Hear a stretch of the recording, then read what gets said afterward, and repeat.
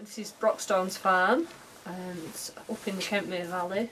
We're farming at, well, the house is at just over 900 feet. It's about 450 hectares of predominantly moorland grazing, but there's quite a lot of SDA and compared to a lot of fell farms. We have fell grazing rights on Kentmere Common, and we lamb about just under 900 ewes.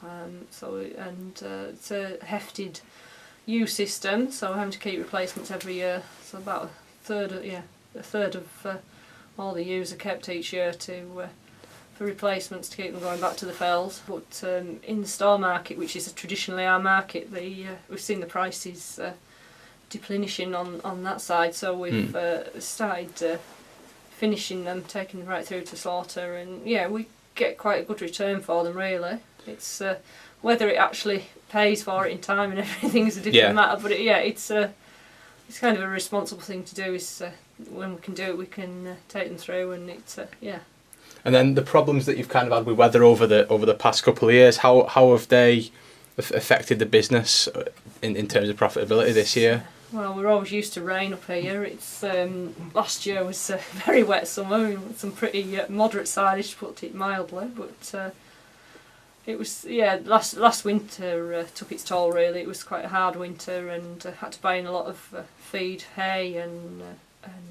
sugar beet, things like that to keep the ewes going, and it's probably going to be this year, if it comes another hard winter, that it's going to tell on the finances really. So we haven't got the account sheet back yet, but it certainly won't be as good as the year before. The farm, it does turn a profit, but then again we haven't got a rent to pay, so it would be borderline if we had a rent to pay really. And then some of those environmental schemes that you're involved in, how do they restrict you, and also what would you like to see happening maybe a bit further down the line to kind of take back some control?